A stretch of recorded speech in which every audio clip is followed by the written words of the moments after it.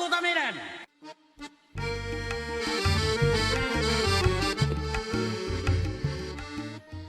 Ada orang sampai 60 hari dan terus berlanjut, ya. Dan apalagi kalau ada yang punya komorbid. Nah, komorbid apa yang paling berbahaya? Penyakit penyerta yang berbahaya. Karena dia menyerang paru-paru dan dia menghasilkan slem atau getah atau lendir yang sangat kental menutupi rongga paru-paru kita. Sehingga selalu dikatakan kematian itu karena gagal napas. Gagal napas, ya. Tetapi penyebab kematiannya penyakitnya tadi itu yang menjadi penyebab. COVID itu hanya memperberat, tapi dia tidak membunuh. Satu, kalau paru-parunya kuat, jantungnya bagaimana? Karena jantung akan memumpahkan darah. Kalau jantung nggak kuat, mati karena serangan jantung. Kalau paru-paru kuat, jantung kuat, tapi tubuhnya tidak kuat karena dia diabetes, maka COD-nya menjadi diabetes. Walaupun triggernya adalah COVID. Ini hal-hal yang perlu dipahami oleh para pengambil kebijakan. Apa yang harus dipikirkan dalam peristiwa 14 hari itu supaya tidak ngefek. Tadi Bang Hari mengatakan efeknya pengangguran, orang jualan nggak bisa. Ya orang takut. Karena begitu kena, sekarang ini satu rumah kena. Anaknya di rumah sakit C, karena masing-masing nggak boleh dikumpul. Berpisah. Beberapa teman saya berpisah di 7 tempat, di 5 tempat. Dan hari ini tempat-tempat ini tidak ada. Semuanya penuh.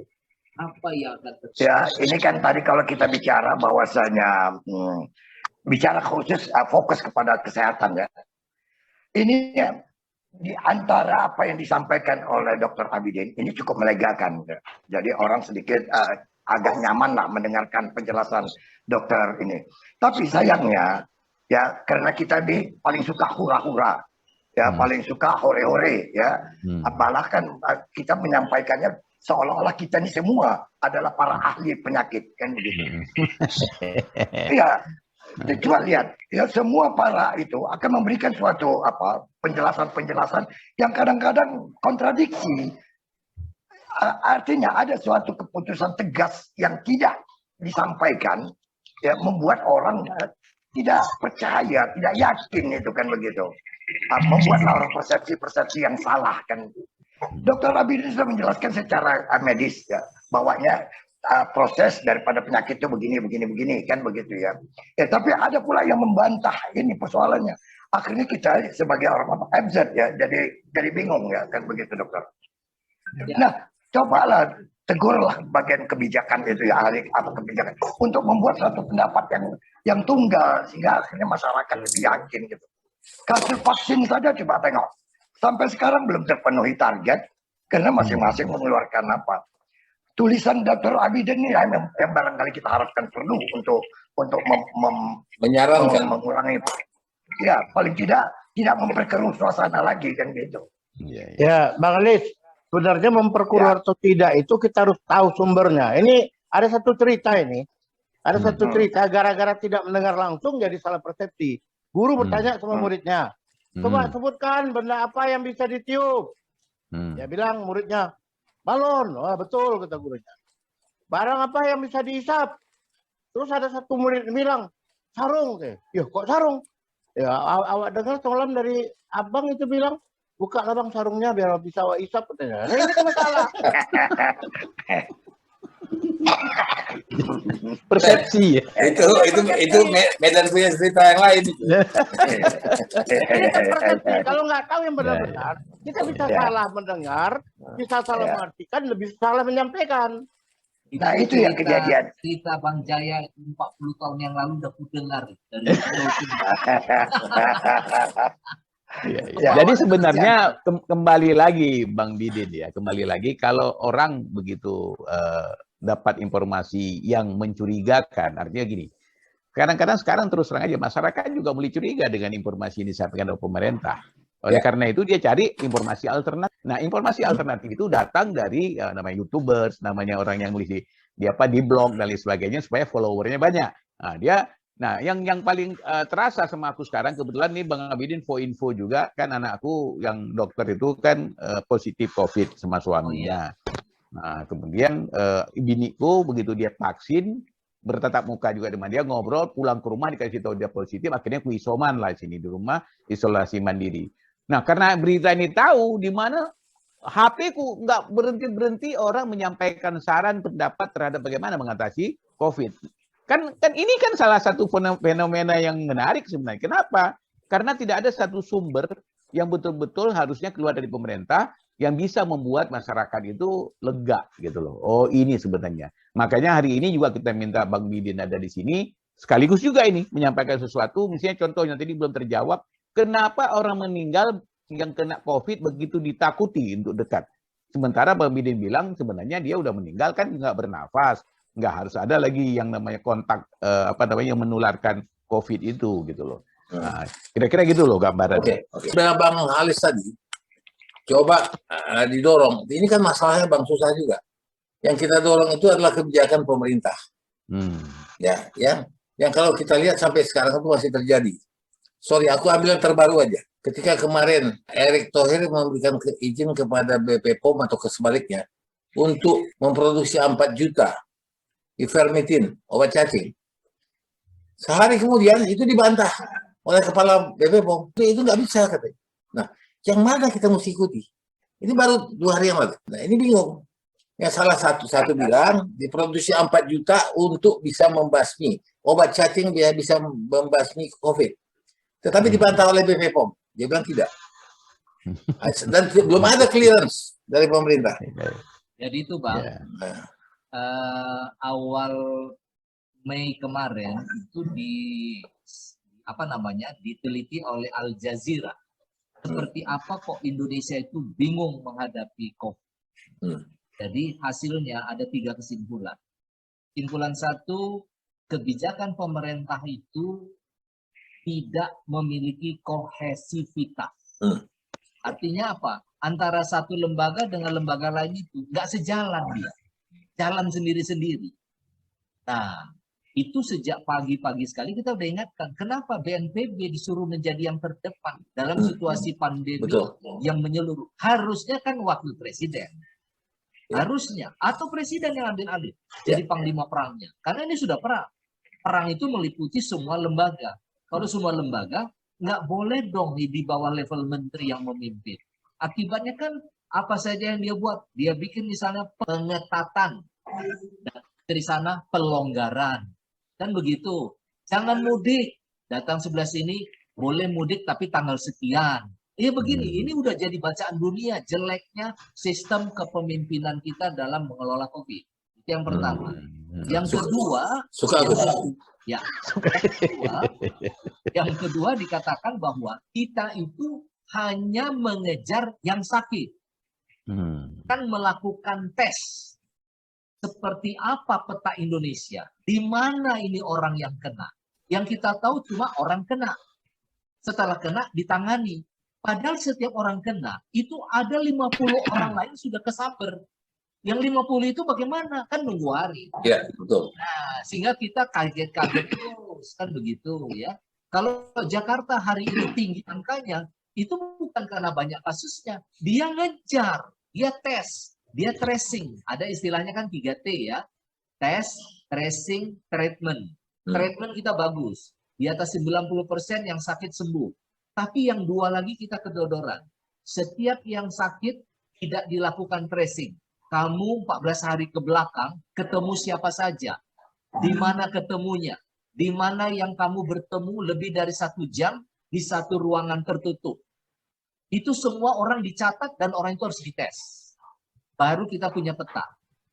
Seperti misalnya Cina. Itu sampai 160 juta tes. Akibatnya apa? Kasusnya berhenti. Jepang, Singapura itu di atas 5 kali jumlah penduduk. Berarti setiap penduduk sampai 5 kali tes. Kita dengan 276 juta penduduk, baru 18 juta tes. Coba, gelap nggak situasi? Gelap. Indonesia termasuk tes rasio paling rendah. Ya, kalau kita lihat di negara luar perbandingannya mungkin ya. Tadi Anda mengatakan bahwa bagaimana Cina bisa mampu untuk bisa menghasilkan jumlah tes orangnya yang begitu cukup banyak lah ya. Kalau dibandingkan dengan Indonesia. Karena di Indonesia ini kita mau mengajukan tes pun mesti bayar. Ya. Bagaimana coba? Mau ambil yang paling rendah aja rapid test sudah 125.000. Mau ke PCR sudah sampai 800 sampai 1 juta. Jadi ini gimana kita mau bukan itu ya Bang. Kita juga melihat ada yang gratis, ada yang bayar. Yang mana yang gratis, mana yang bayar, sebenarnya pun nggak tahu. Dan fenomena bayar itu, Isari, makanya timbullah penyalahgunaan yang kejadian kemarin di Medan itu kan. Karena alat tes itu mahalnya minta ampun untuk tes itu. Jadi dimanfaatkan oleh orang-orang lah. Ini kita nggak tahu ya, dalam sejarah pemerintahan di dunia ini, kalau sesuatu itu dinyatakan wabah, maka tidak ada lagi yang berbayar. Semua diambil alih oleh negara. Itu prinsip wabah. Karena sifatnya menyerang orang lain. Mengenai komunitas. Karena itu negara terlibat membayar semua itu sebelum lebih berat. Sebenarnya di awal tahun 2000 udah dikatakan kita siapkan uang 905 triliun. Pertanyaannya kemana barang itu? Kok ujungnya semua orang membeli? Kan ini aneh kan? Jadi akuntabilitasnya pun nggak tentu. Ini kawan-kawan kadis saya telepon, kita mau vaksinasi. Kata Menteri Keuangan, 8% dari dana alokasi umum itu disediakan untuk pengorganisasian vaksinasi di seluruh provinsi. Bagaimana kabarnya? Bohong itu Bang, tak ada itu duitnya. Pada begitu semua. Jadi makanya kasihan itu kadis-kadis itu. Capek itu wali kota ganti-ganti ya, sampai 100 kali ganti pun tak bisa. Kalau begitu cara sistem keuangan kan begitu ya. Jadi yang buat kita miris. Ada kawan aku bilang, kenapa mesti bayar? Pergilah ke rumah sakit ini, pergi kita ke sana, rumah sakit swasta. Itu rata-rata bayar. Dulu bahkan yang pertama kali dulu, setahun lalu, itu dia naikkan lagi dari 1,5 juta jadi 2,5 juta. Setelah berantem mau pukul meja, baru diturunkan yang 1,5. Tapi begini, Ri, aku rasa barangkali Dr. Abidin perlu turun ke Jawa Barat nih. Dokter, ini sekarang udah mulai berkembang virus baru, Dokter, daerah Jawa Barat. Itu namanya virus jamur. Janda muda di bawah umur. Ya kan? Ini kan mungkin itu kan karena dampak dari COVID-nya juga kan begitu ya. Ya, jadi ini barangkali perlu diteliti lagi. Bang, itu lain Bang. Kalau Abang joknya itu bukan jamur, itu apa? Mahmud Abbas, Bang. Apa itu? Mama muda anak baru 1.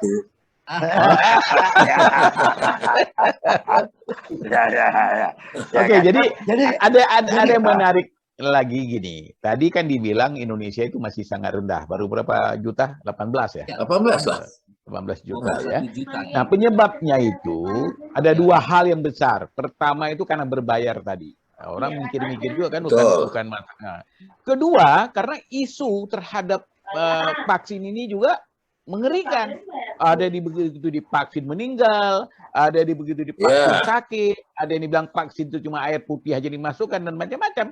Ini membuat simpang siur. Jujur aja, misalnya kemarin ya, istriku sampai menunda-nunda vaksin begitu dari Sinovac pindah ke Astra.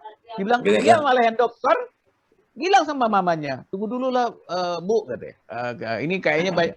Jadi sampai ke tingkat itu akhirnya dibilang udah vaksin aja. Karena apa? Serangannya sudah demikian rupa. Nah sekarang tingkatnya sudah sampai orang kalau mau vaksin dikasih hadiah. Kan di Jawa itu ada kan? Yang mau vaksin dikasih ayam itu kan sampai sedemikian rupa. Itu telat. Harusnya dari awal itu sudah memang orang diajak vaksin. Isu-isu negatif itu dikurangin, kemudian jangan berbayar. Itu pasti bisa seperti negara yang disampaikan Abidin tadi. Isu negatif ini bagian dari media. Media itu kalau di dalam 6 orang kita ini itu Ahmadi.